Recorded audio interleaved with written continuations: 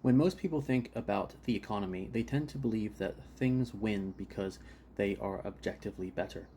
This fashion brand is more popular because it is objectively better.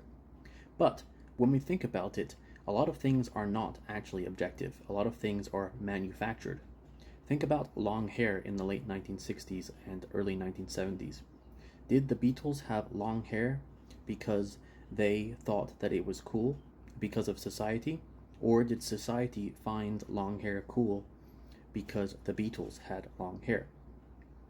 What can we use with this information? Well, a lot of people don't have jobs at the moment, not just in the United States, but in other countries as well. But think about how many jobs are created on this app, TikTok. You have the power to create jobs. We could create jobs tomorrow if we all became interested in something that we find boring right now. If sometime tomorrow Italy became super cool and everyone wanted to learn Italian, suddenly there'd be loads of new jobs for Italian teachers. The question is, how do we get that to happen?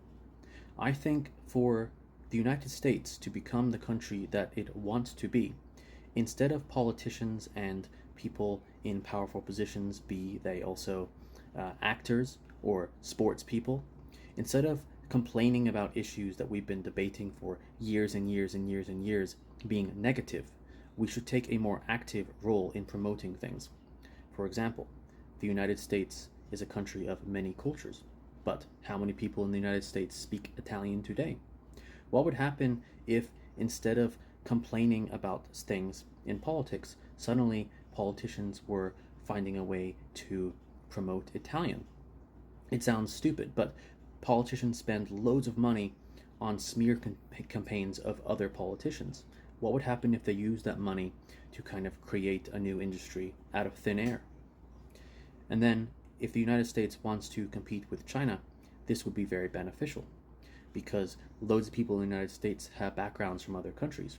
So if the United States used those backgrounds to promote the cultures of other countries, they wouldn't just be creating jobs out of thin air, they would also be helping the other countries that need to be friends with other countries. And by seeing it beneficial for them to be better friends with the United States because the United States is also promoting their culture, everyone benefits.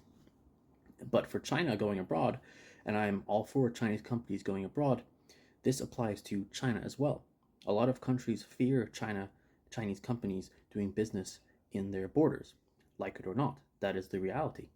But one way that Chinese companies and Chinese people can create trust is by taking an interest in the countries that you are setting up business. Therefore, everyone benefits, and the world is a better place.